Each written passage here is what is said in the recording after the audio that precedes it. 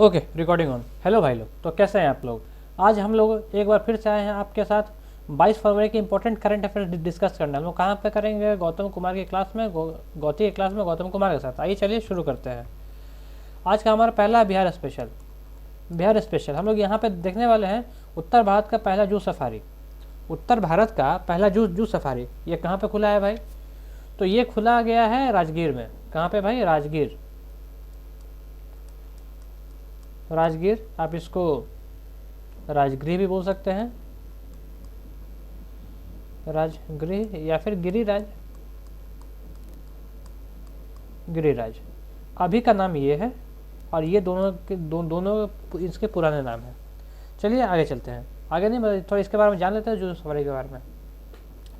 तो अभी जो हम लोग के जो सीएम हैं नीतीश कुमार जी, ठीक ना, नीतीश कुमार, जो बिहार के जो सीएम हैं नीतीश कुमार ने उत्तर भारत के पहले जू सफारी का उद्घाटन राजगीर में किया है। इस जू सफारी का निर्माण 2016 से ही काम चल रहा था।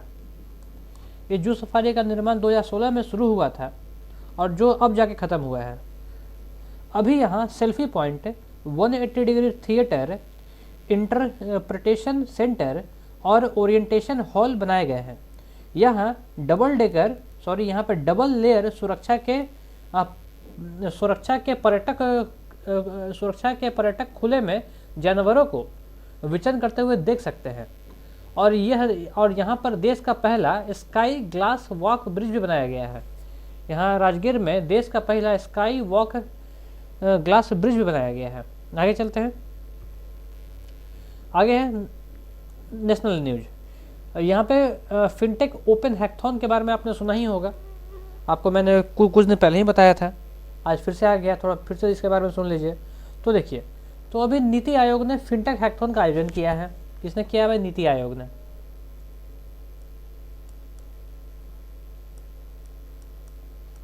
नीति आयोग ने फिनटेक आयोजन किया है और नीति आयोग और फोन पे दोनों मिल करके इसका यूज कर रहा है।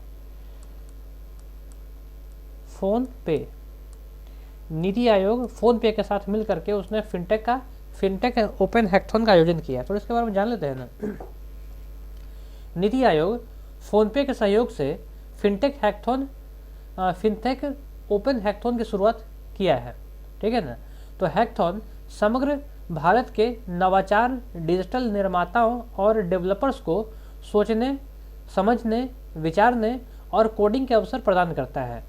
इसका उद्देश्य फिनटेक इकोसिस्टम के लिए समाधान ढूंढना है, ठीक है। थोड़ा इसके बारे में और जान लेते हैं। ये तो हुआ फिनटेक के बारे में। तो नीति आयोग के बारे में जान लेते हैं। नीति आयोग के बारे में आपको पता ही होगा। नीति आयोग का जो पुराना नाम था योजना आयोग था, ठीक है। इसका नाम योजना आयोग था और इसका काम है, ये भारत सरकार का थिंक टैंक है। जो नीति आयोग है ना, ये भारत सरकार का थिंक टैंक है, क्योंकि जो भी फैसला लेना होता है तो अभी की गवर्नमेंट में वो नीति आयोग की सलाह पर, ये मशवरे पर ही लेता है, ठीक है। आगे बढ़ते हैं। नव भारत साक्षर कार्यक्रम, ये क्या है? नव भारत साक्षर कार्यक्रम के बारे में थोड़ा सा जान लो। ये क्या है भाई?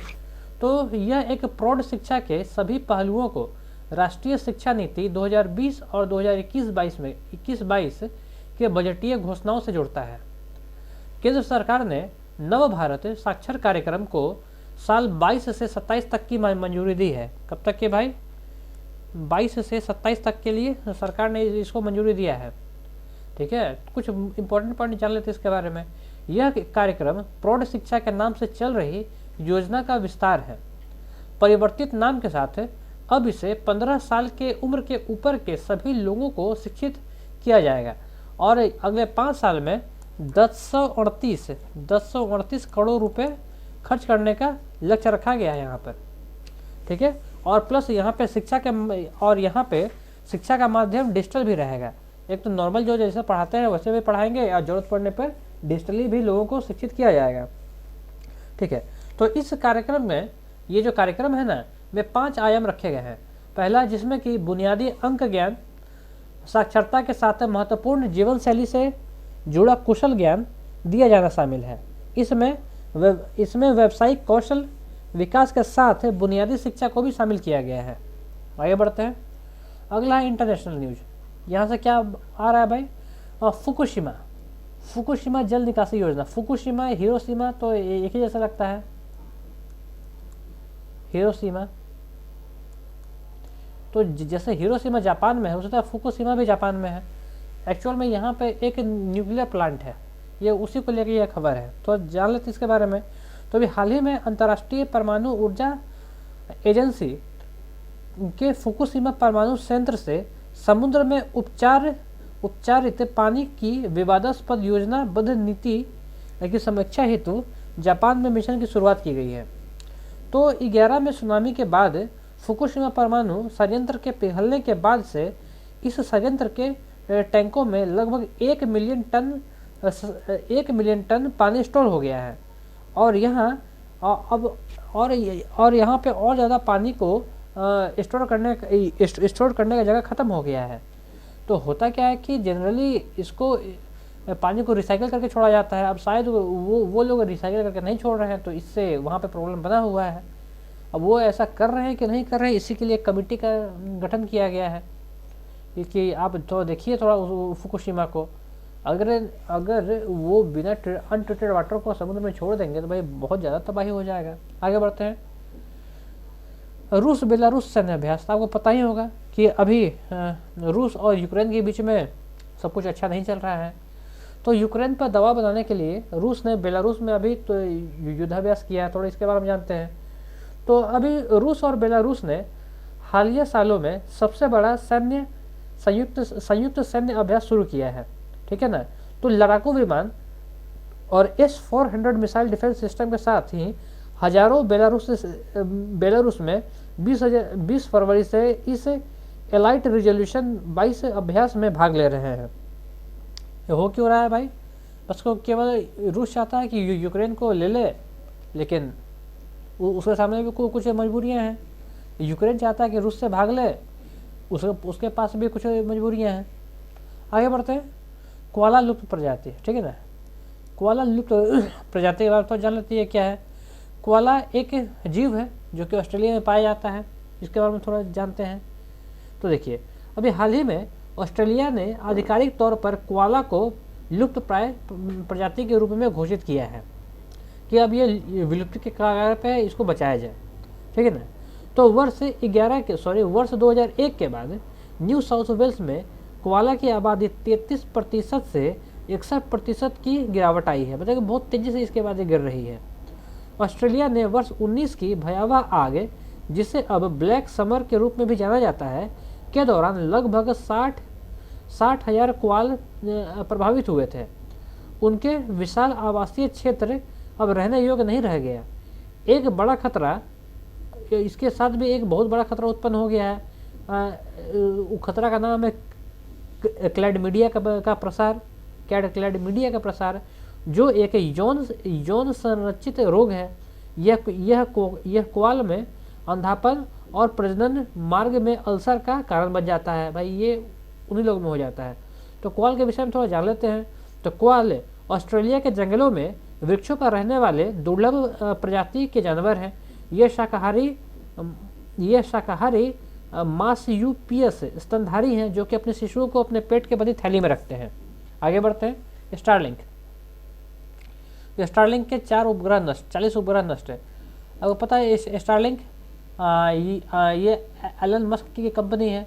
अभी इसने कुल मिलाकर के 19 उपग्रह को धरती की कक्षा में, पृथ्वी की कक्षा में स्थापित किए थे। तो हुआ क्या कि एक आ गया सौर तूफान, ठीक है।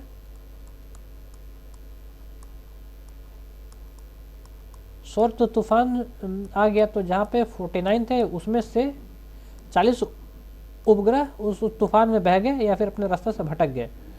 तो अब केवल 9 सैटेलाइट ही इनके जो सही तरीके से काम कर रहे हैं, और बाकी के 40 उपग्रहों को आप मान सकते हैं उसमें क्षति हुई है। कितनी क्षति हुई है अभी ये कोई प्रॉपर न्यूज़ नहीं है, लेकिन हाँ प्रॉब्लम तो आया है। आगे बढ़ते हैं। स्टेटस में आज भाई कुछ नहीं है, न्यू अपॉइंटमेंट के लिए भी आज कुछ नहीं है, डेथ भी आज कुछ भी नहीं है, स्पोर्ट्स भी कुछ भी नहीं है, सिक्योरिटी नहीं, साइंस टेक नहीं, इंपॉर्टेंट डेज। हाँ, थोड़ा इसको देख लेते हैं कि हम लोग कंटिन्यू फरवरी महीने के इंपॉर्टेंट को देख रहे हैं, तो इसको भी जान लेते हैं। तो देखिए, आता है 1 फरवरी, ठीक है। 1 फरवरी, 1 फरवरी को हम लोग क्या मनाते हैं? तो भाई भारतीय तटरक्षक दिवस मनाते हैं। 2 फरवरी को हम लोग 2 मनाते हैं, विश्व आर्द्र भूमि दिवस है और रूमेटाइड गठिया जागरूकता दिवस के रूप में मनाते हैं। 4 फरवरी को हम लोग विश्व कैंसर दिवस मनाते हैं और सूरज कुंड शिल्प मेला भी मनाते हैं। आगे बढ़ते हैं, आगे आता है 5 से 17 फरवरी के बीच में हम लोग महाराष्ट्र में काला घोड़ा दिवस के रूप में मनाते हैं। 6 फरवरी को हम लोग मनाते हैं महिला जननांग विकृति के लिए शून्य सहनशीलता का अंतर्राष्ट्रीय महोत्सव मनाते हैं। फिर आता है 8 फरवरी, 8 फरवरी को हम लोग सुरक्षित इंटरनेट दिवस के रूप में मनाते हैं। फिर आता है 10 फरवरी, 10 फरवरी को हम लोग राष्ट्रीय कृमि मुक्त दिवस के रूप में मनाते हैं और विश्व दलहन दिवस के रूप में भी मनाते हैं। आता है 11 फरवरी, 11 फरवरी को हम लोग बीमारों का विश्व दिवस मनाते हैं और फिर विज्ञान में महिलाओं और लड़कियों का अंतर्राष्ट्रीय दिवस भी मनाते हैं। फिर आएगा 12 फरवरी, 12 फरवरी को हम लोग डार्विन दिवस के रूप में मनाते हैं और राष्ट्रीय उत्पादकता दिवस के रूप में भी मनाते हैं। फिर 13 फरवरी, 13 फरवरी को हम लोग विश्व रेडियो दिवस मनाते हैं। फिर 18 से 27 फरवरी के बीच में हम लोग ताज महोत्सव मनाते हैं। 20 फरवरी को हम लोग विश्व सामाजिक न्याय दिवस के रूप में मनाते हैं। 21 फरवरी को हम लोग अंतर्राष्ट्रीय मातृभाषा दिवस मनाते हैं। 22 फरवरी को हम लोग विश्व स्काउट दिवस के रूप में मनाते हैं। फिर 24 फरवरी, आज के दिन हम लोग केंद्रीय उत्पादन शुल्क दिवस मनाते हैं, केंद्रीय उत्पादन शुल्क दिवस मनाते हैं। 27 फरवरी को हम लोग विश्व एनजीओ दिवस मनाएंगे और 28 फरवरी को हम लोग राष्ट्रीय विज्ञान दिवस मनाएंगे और दुर्लभ लोग बीमारी दिवस भी मनाएंगे। आगे चलते हैं। अच्छा भाई लोग, हमारा ये सेशन तो यहीं पे निपट गया है। तो अगर आपको हमारे सेशन अच्छे लगते हैं तो प्लीज़ आप हमें कमेंट करें, आप हमें बताइए कि आपको हमारे सेशंस कैसे लगते हैं। अगर अच्छे लगते हैं फिर भी बताइए, और अच्छे नहीं लगते हैं तो फिर भी बताइए। इससे हम लोगों का बहुत ये होता है ना। ठीक है, थैंक यू वेरी मच, आप इतना वक्त हमारे लिए निकालने के लिए। चलिए ठीक है, हम लोग फिर से मिलेंगे।